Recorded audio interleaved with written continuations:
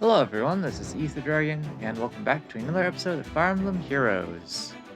Here we are in Summoner Duels R. As you can see, we didn't make our goal of tier 13. Definitely much harder to do so because at this point we are playing reasonably competent players every match, and we also we don't get the bot matches once you get to this tier or so if you lose a match, so it's just harder to climb in general.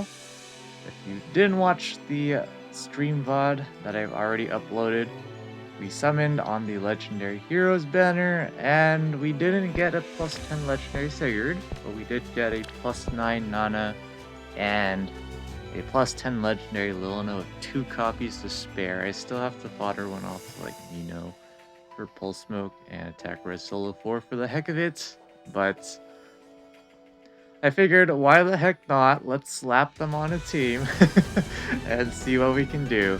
Inadvertently, because Legendary Leaf is our only bonus unit, we only have him.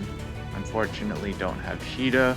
So our entire team is just Cavs, because I wanted to try out Flash of Steel Dual Corrin, you know, if she can quad and doesn't get her specials memed on. Of course, we're running Budget Moonbow instead of Luna, which probably would be better. I figured, you know, what's the worst that could happen? 0 times 4, am I right? Or just 0 times 2, because she can't deal with effects that deny follow-up attacks without something like a Droid Captain, which is not an option. So let's get straight to our replays here. First match of the season, and I actually get matched up with someone I know. So I was playing on the lenient side here. I was just going to do whatever the heck I felt like. Give them chances to win, and if they win, cool. I basically gave it to them for free, to the degree of, you know, if you know what you're doing, then you'll get a win. If you don't know what you're doing, I'm gonna try pretty hard to not win, but not also going to just make it really obvious that I'm throwing. So yeah, we're just getting started moving our units in. Of course, our win condition is basically to take out male Kana while having a ranged unit left, or just a high mobility unit like Legendary Sigurd would be fine as well. One problem with this team being all Cavs is that we can't buff for attack reliably. We have to dance or, for example, proc attack speed menace.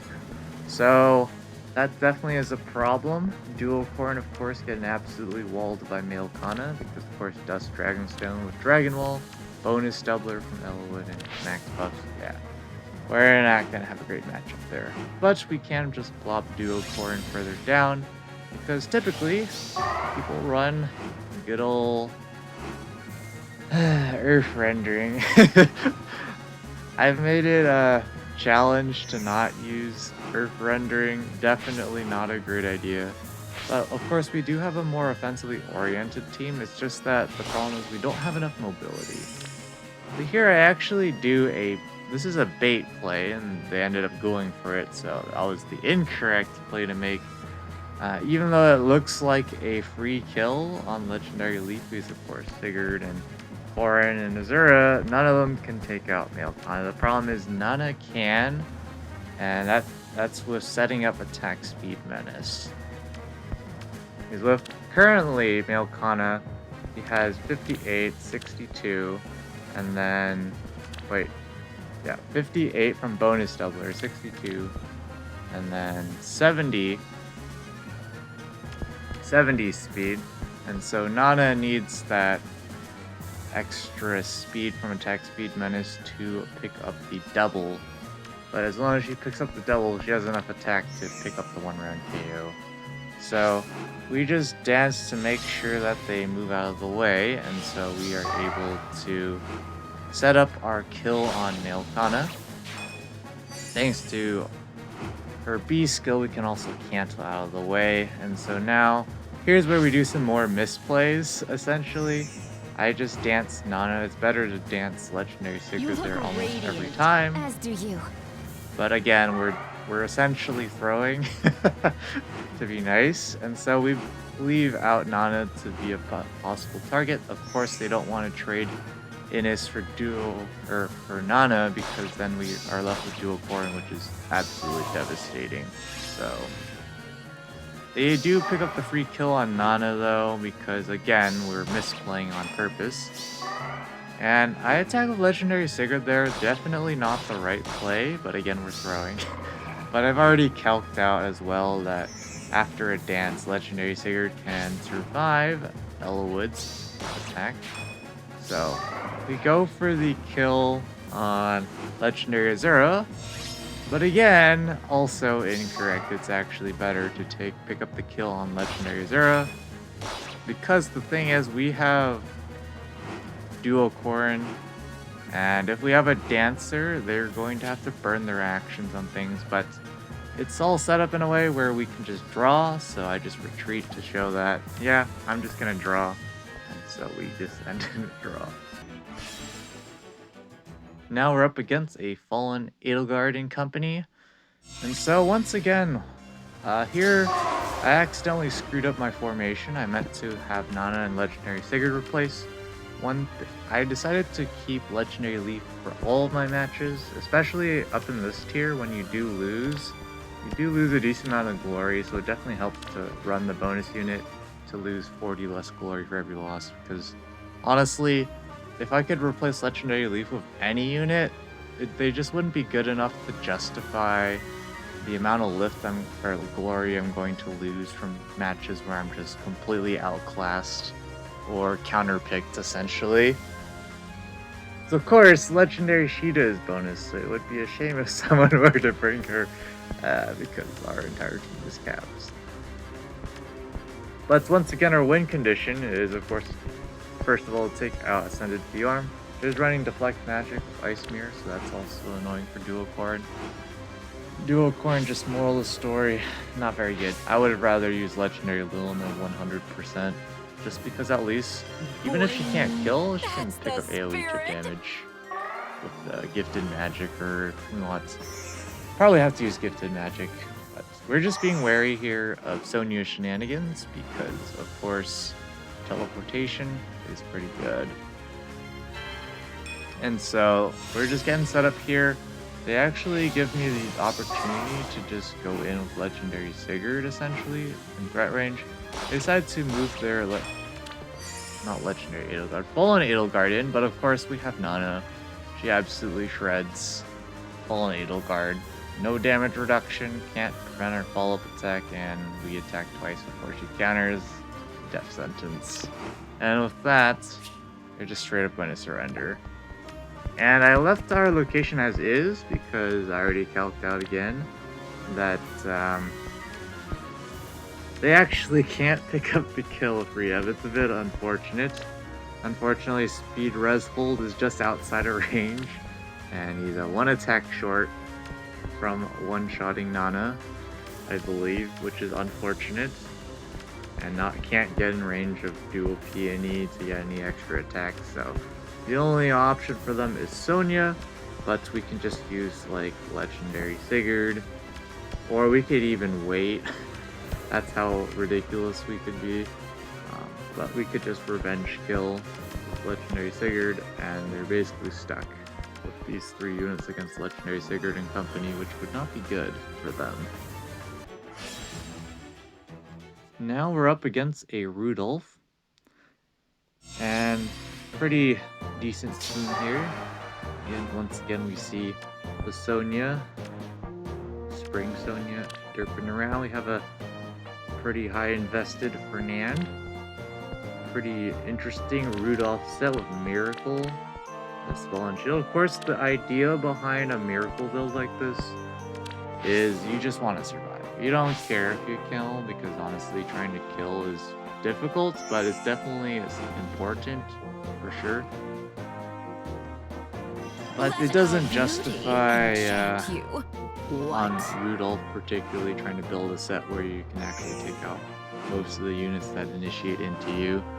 So the Miracle just buys you time, and in duels, buying you time is pretty important. So buying yourself time, I should say. They were pretty much just being wary of Sonia. They can't really advance too well without running into issues. So here, the miracle comes into play. Of course, Duo Corin doesn't have enough attack, visible attack, to deal with Thorn Lance. So she can only attack twice and proc the miracle. But here, I saw that that's actually not terrible for us, because they don't want to use Sonya to pick up the kill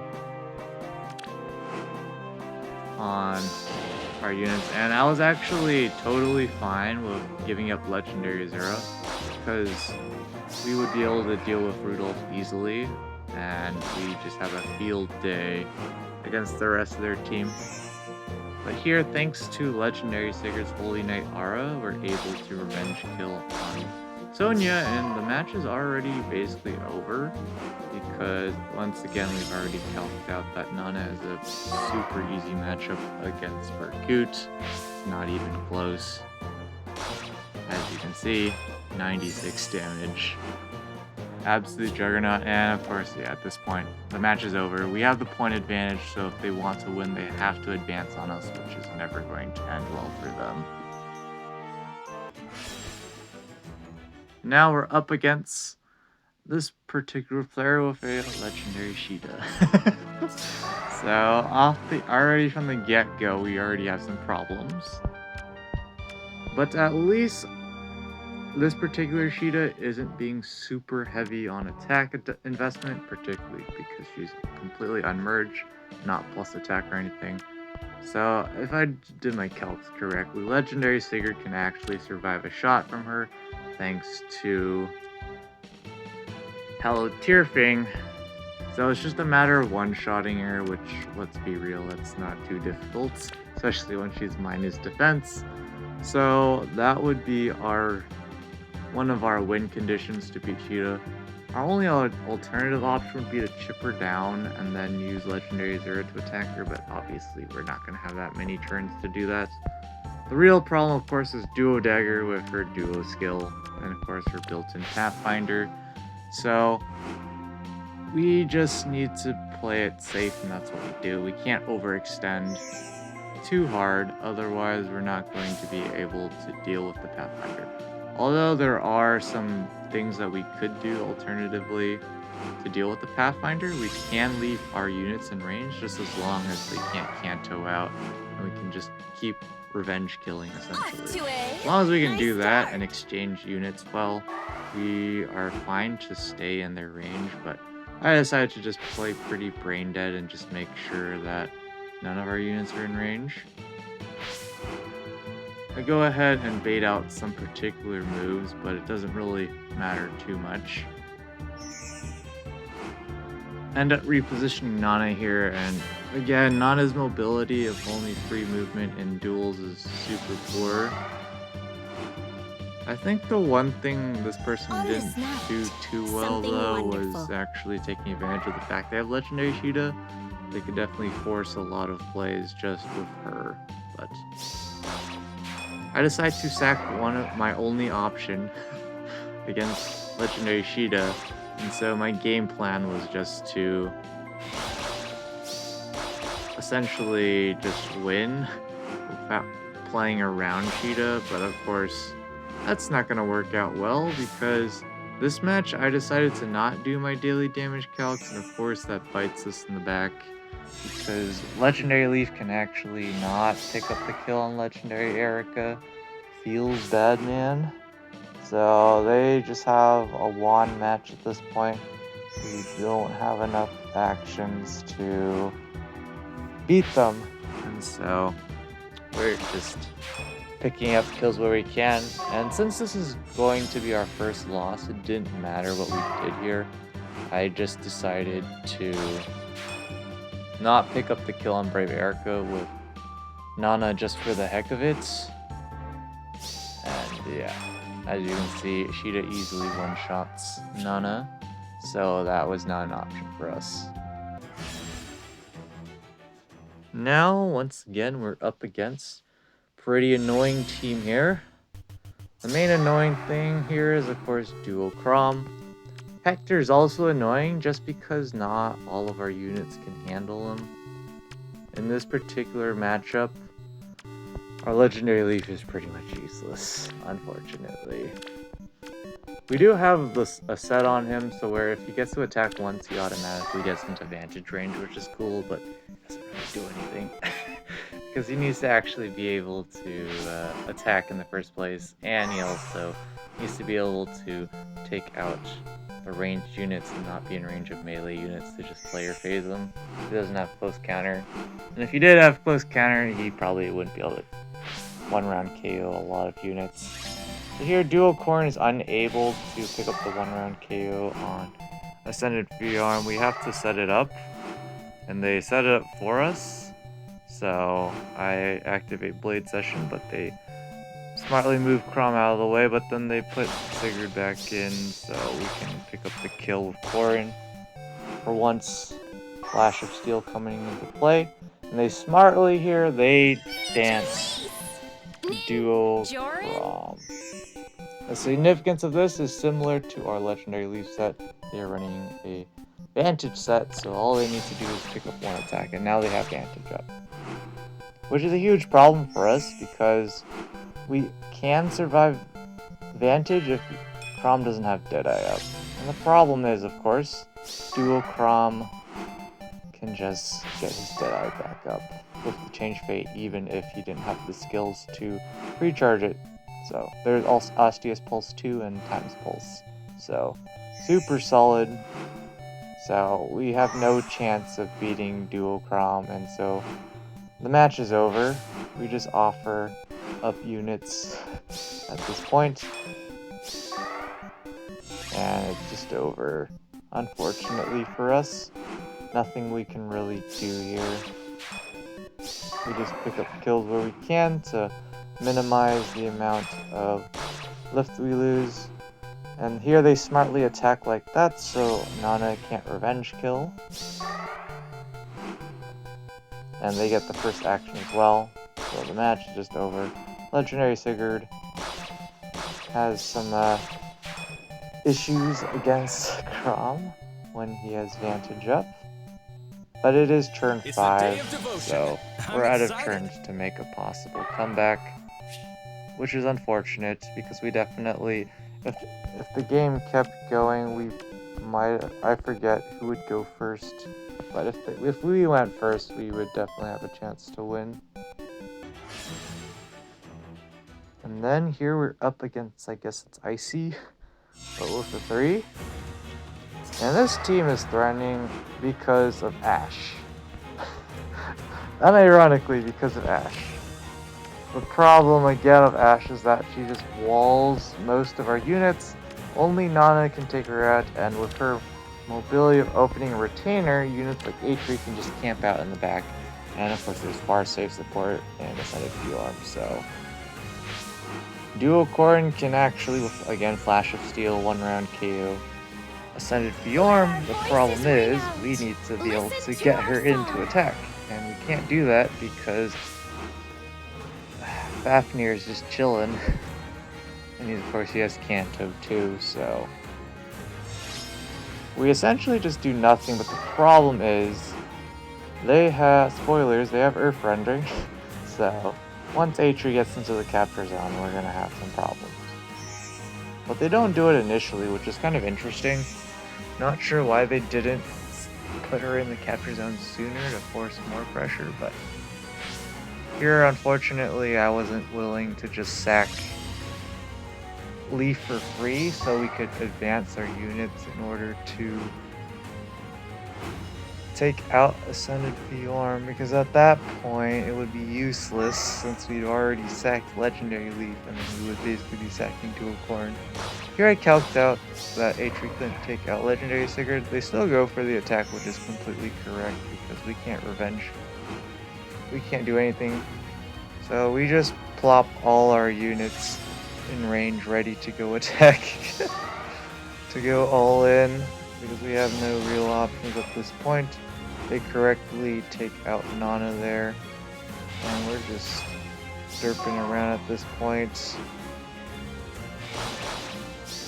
I actually didn't run the calc here between Corin and Azura, so I didn't know that their Azura had lethal there, thanks to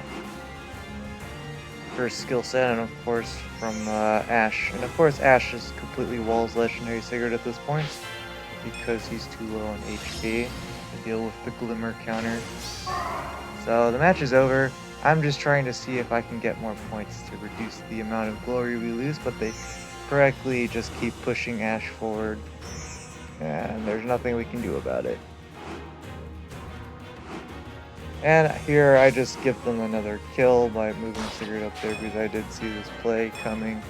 And so Ripperonis to us again. Generally our team's win condition pretty much comes from a one-turn steamroll. We generally want to sack Legendary Sigurd to proc Holy Knight Aura. Just use that extra mobility to go ham. Here of course they have a bunch of turn 1 specials, which is not great for us at all. We also have Duo Dagger, so super annoying with the Pathfinder and the massive range of Legendary Sigurd with Near Trace as well. So he could even potentially hit and run. And of course, AoE specials on 2 of the stronger AoE users. So yeah, not a great matchup for us. The problem is we just can't advance far enough soon enough to pressure them, so they can just pop the duo skill. And now they're in business. They actually played it pretty tame to advance on us. They definitely could have been more aggressive for sure, but what they did definitely works. And so again, the problem is they have the capture points, so we're basically already losing. Dual Corn once again cannot take out Legendary Sigurd. I actually just offer up Legendary Leaf as designated bait. And we only wait until I dance Legendary Leaf, which is the correct play to make, of course, in this case. And so we can proc Holy Knight Aura here to get that extra movement, but we've already used Legendary Azura's dance. So I decided to pick up the kill on Nils just so they don't have a dance here, but that doesn't really help us, unfortunately. Because the problem is they still have Yuri and Duo Dagger, so we are stuck in terms of those shenanigans. But fortunately we can utilize Duo Corn here in her duo skill. We have just enough actions to do it, and that closes out the match. But yeah, it is important that we took out Nils there because we cannot give them the ability to dance any of the units. We have to force them to burn their actions. So at the end of it all, they decide to surrender. And here we are up against another super annoying team for us. Once again, the recurring problem surfaces. It's that there's the Legendary Sheeta. Not great. When I saw this, I was like, well, this is gonna probably be a loss. Farsave, Brave Edelgard, of course, lulls everyone on our range department. So, super bad news for us. We have to melee, and when they have this much range and power, and especially they have Legendary Sheeta, so they're being hyper aggressive with her, which, you know, theoretically sounds like the right play since all of our units are going to struggle with her Vantage and effective damage. The only problem is they didn't do their daily damage calcs, and I did. So I saw that Legendary Sigurd, which fortunately, because we couldn't use Attack Tactic to buff his attack, he doesn't get extra attack from Wing Lifted Spear, and so I actually calced out we survived thanks to our 40% damage reduction by 1 HP, totally not rigged.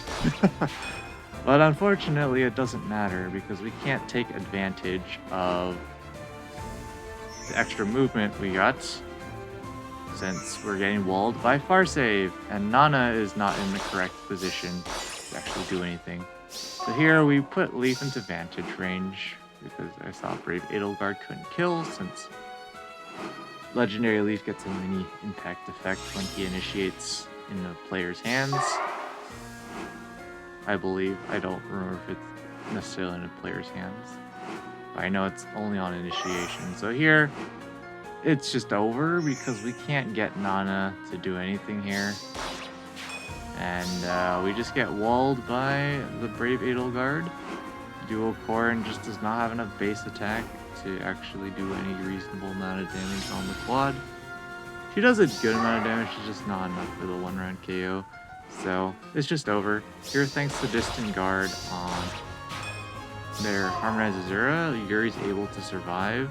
Wouldn't really have mattered, again, if he could pick up that kill because we're just getting walled by Brave Edelgard, so nothing we can really do there unless they make a really big misstep and put her outside of range of her fellow allies for bar save, which isn't going to happen at this rate.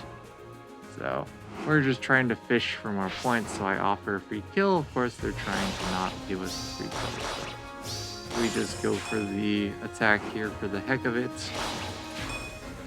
And unfortunately, that is our 4th loss.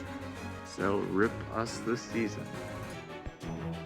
With that, you can see overall, pretty happy with how it went. Considering Legendary Shido was bonus, I knew it was going to be a meme to run a full cavity. I was kind of surprised to see that Legendary Sigurd could actually survive Legendary Shido. Granted, I know damage reduction is one of her greatest weaknesses because she has no way to deal with it. Any large amounts of damage reduction, even though she has effective damage and even weapon triangle advantage against Legendary Sigurd, is not enough, even with all of her skills and kicks. So pretty happy with how things went, all things considered. You can see that we still lost Leaf even though we're running Legendary Leaf, and we did score a bit during the matches, so we could be much lower glory if we didn't use them. And honestly, if I wasn't using them, I'd probably use like Legendary Crom to change fate, just to have another action to burn. Sometimes you need to stall, and unfortunately we don't have. I guess we could use we could also use Harmonized Catria as well, just to have the Harmonized skill and just the teleportation and potentially triangle attack shenanigans, but unfortunately, once again, we are outside of top 1k. That's just how it seems like it's going to be for us from here on out. But that's going to be it for this episode. Thanks for watching. As always, this is Ether Dragon, and hope to see you all next time. Bye!